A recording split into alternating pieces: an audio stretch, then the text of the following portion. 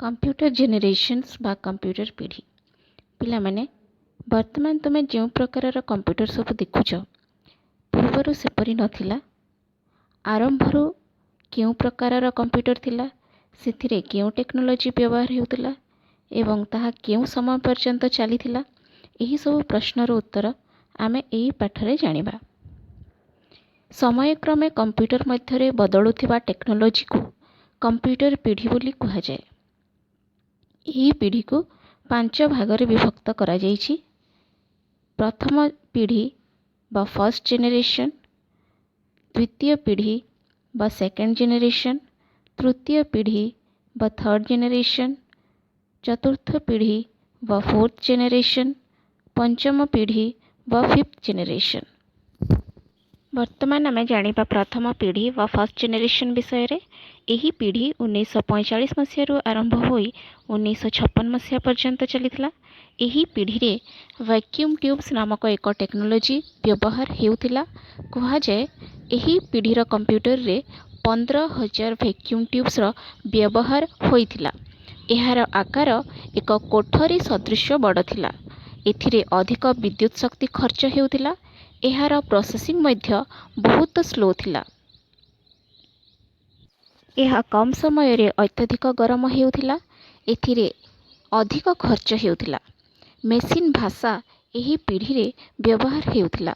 एही पीढ़ीर मेसिन गुडी को प्रथम गणना यंत्र बोली कहा जाउथिला। एही मेसिन रे 1 सेकेंड रे 5,000 मिश्रण प्रक्रिया एवं 350 गुणन प्रक्रिया होई पारुथिला। उदाहरण गुडी कहला एनियाक, एडवाक, यूनिवाक।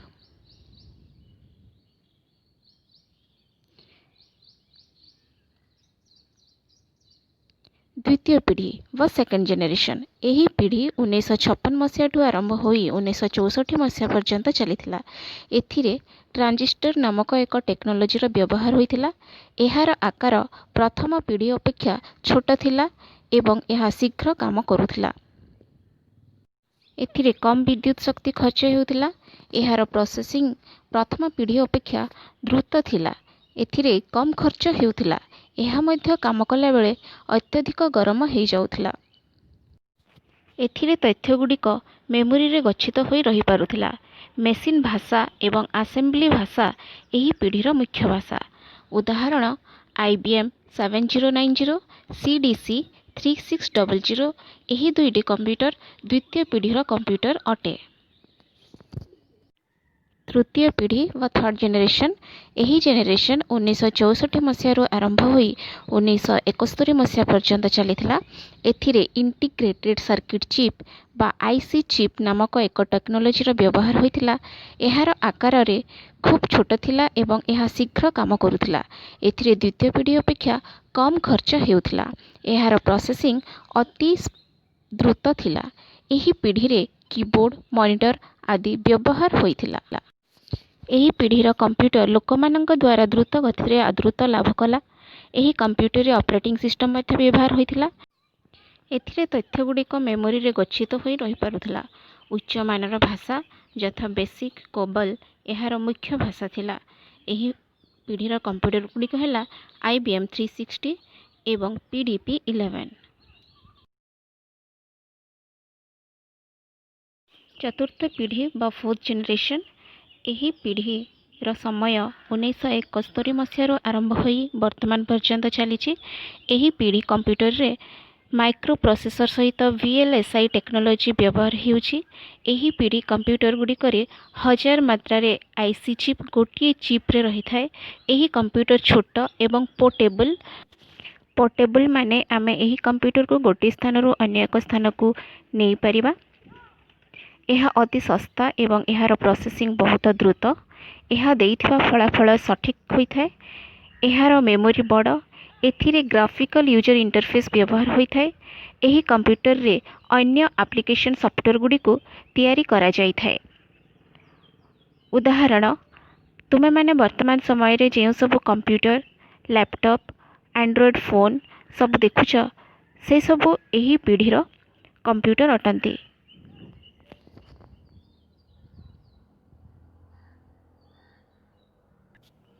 फिफ्थ जेनेरेशन बा पंचम पीढ़ी। यही पीढ़ी आगामी भविष्य में आरंभ होगा जाऊँगी जो आर्टिफिशियल इंटेलिजेंस बा कृत्रिम बुद्धिमत्तार टेक्नोलोजी व्यवहार हम। एथिरे यूएलएसआई बा अल्ट्रा लार्ज स्केल इंटीग्रेशन नामक टेक्नोलोजी व्यवहार हम।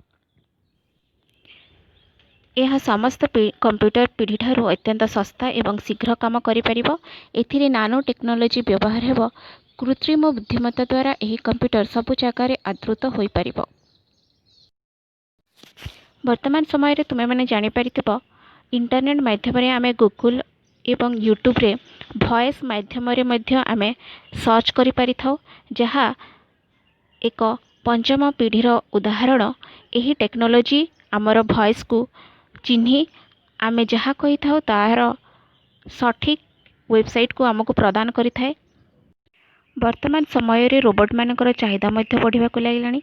जो रोबोट रे कृत्रिम बुद्धिमत्ता बा आर्टिफिशियल इंटेलिजेंस प्रयोग करी मनीष मानक परि आचरण करि पारुछि एवं मनीष मानक परि चिंताधारा रोबोट मध्य करि पारुछि। एही सबु पंचम पीढ़ीर उदाहरण।